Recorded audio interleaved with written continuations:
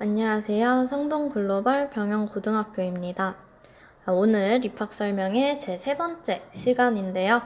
이 시간에는 우리 예고했던 대로 진학 사례 및 현황에 대해서 살펴보도록 하겠습니다. 제가 오늘 이 이야기를 시작하기 전에 한 가지 드리고 싶은 말씀은 저 역시나 특성화고 졸업을 했다는 사실입니다.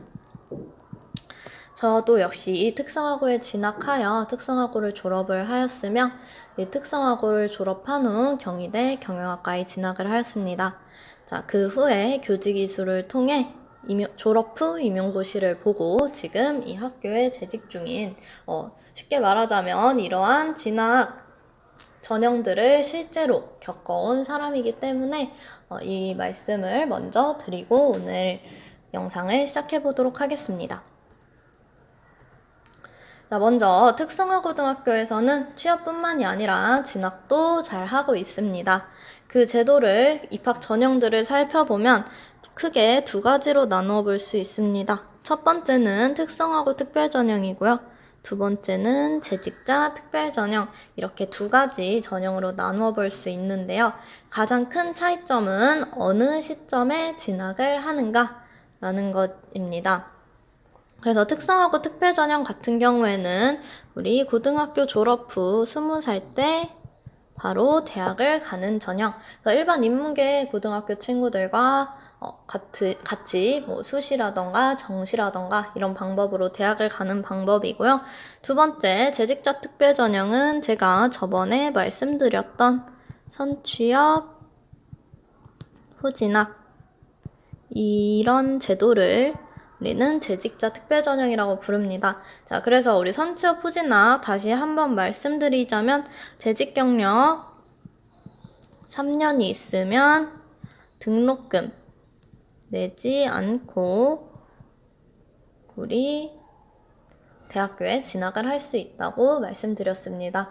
그 대학교들 역시나 굉장히 서울대에 있는 상위권 대학들에 많이 진학을 하고 있다고 첫 번째 시간에 말씀드렸었는데요.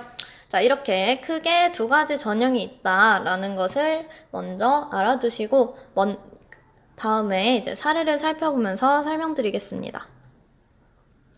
자, 먼저 말씀드릴 거는 특성화고 특별전형으로서 지금 20살 때 대학을 가는 전형입니다.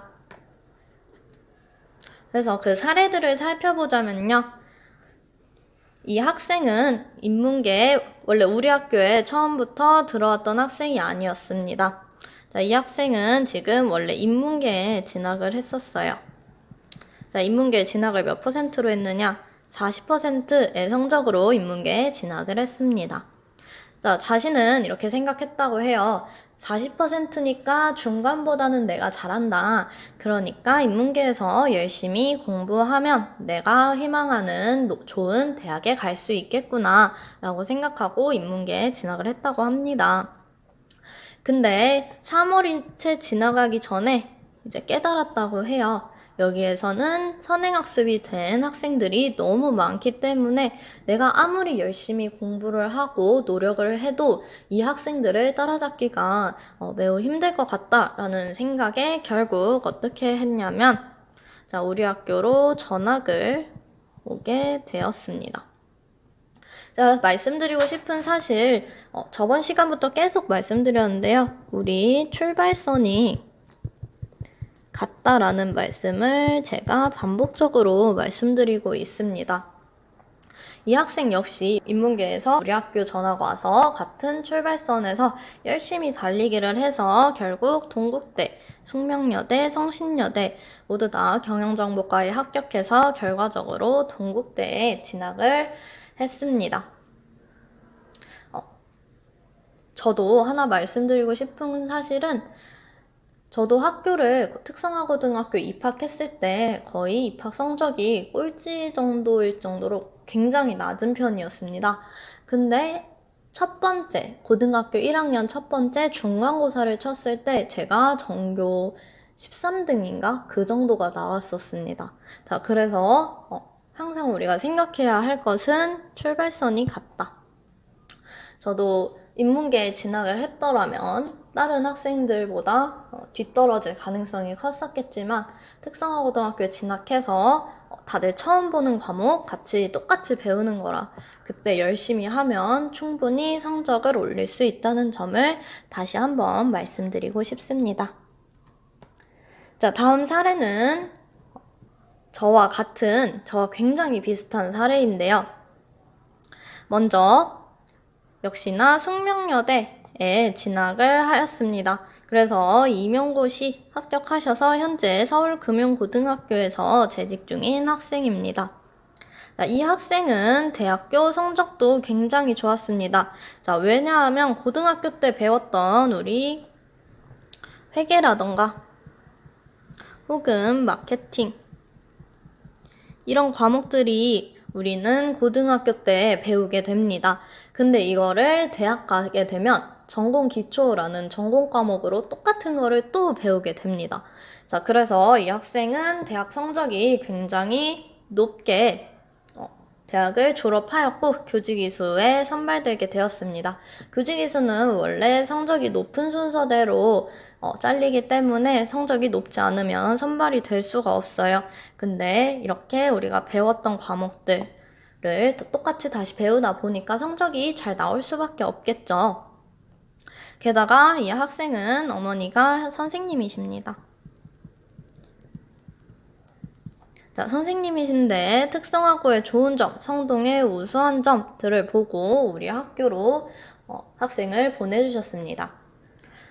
가끔씩 이제 물어보시는 분들이 있습니다. 선생님은 선생님의 자녀가 있다면 특성화고등학교에 보내실 건가요? 라고 물어보시는 분들이 있는데 그거랑 이런 케이스죠. 부모님이 선생님이신데도 불구하고 특성화고등학교, 우리 학교에 진학을 보냈다라는 것은 선생님이 생각해도 굉장히 좋은 학교다라는 점이겠죠. 자, 이런 선생님 중에서는 또 우리 성수중에 진로진학 선생님이 계셔요. 자, 성수중 진로진학 선생님. 자, 진로진학 선생님이면 우리 서울이든 뭐 그 전국에 있는 모든 고등학교를 꿰고 계신 분이에요.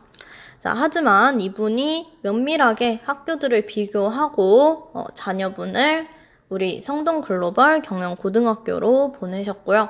그러고 졸업 후에 어디를 갔느냐? 이 학생은 한국은행에 취업을 했습니다. 무려 한국은행.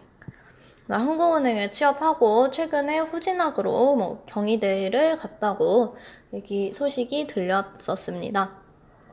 자, 이렇게 선생님들의 자녀가 다니는 학교, 굉장히 좋은 학교, 성동글로벌 경영고등학교입니다.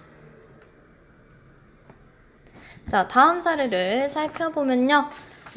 창문여 중에서 진학한 학생인데요. 무려 고려대, 연세대, 성균관대, 경영학과를 모두 다 합격을 했습니다. 자, 이 세 군데 중에 이 학생은 집이랑 가까운 관계로 고려대로 진학을 했고요. 이 학생은 수시 전형으로 합격을 했습니다. 이 학생이 학생부를 제출을 했을 때 학교 활동이 무려 47가지에나 참여를 했다고 합니다. 자, 이렇게 학교는 굉장히 다양한 행사들을 진행을 하고 있습니다. 그리고 또 이런 다양한 행사, 활동에 적극적으로 참여한다면 수시 전형으로 학생부만으로도 대학을 이렇게 좋은 대학들을 합격을 할 수 있을 정도로 우리 학교에서는 진학이나 취업에 대해 많은 활동들을 지원하고 있습니다.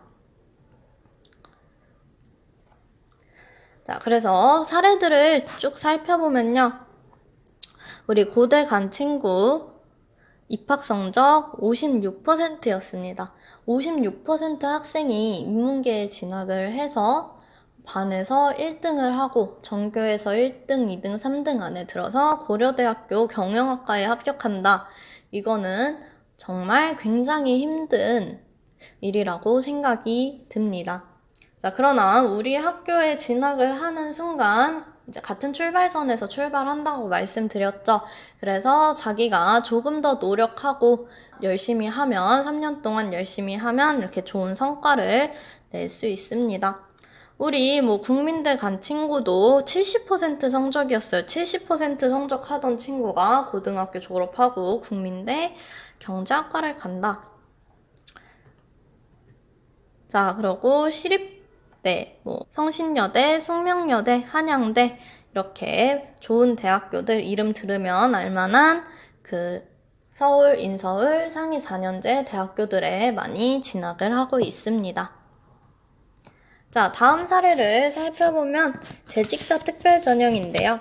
재직자 특별전형은 제가 선취업 후진학 제도라고 말씀을 드렸었습니다. 그래서 이렇게 간 친구들에 대해 한번 살펴보겠습니다. 자, 먼저 선취업 후진학 사례 보면 삼성 엔지니어링에 그러니까 삼성 엔지니어링에 먼저 취업을 했습니다.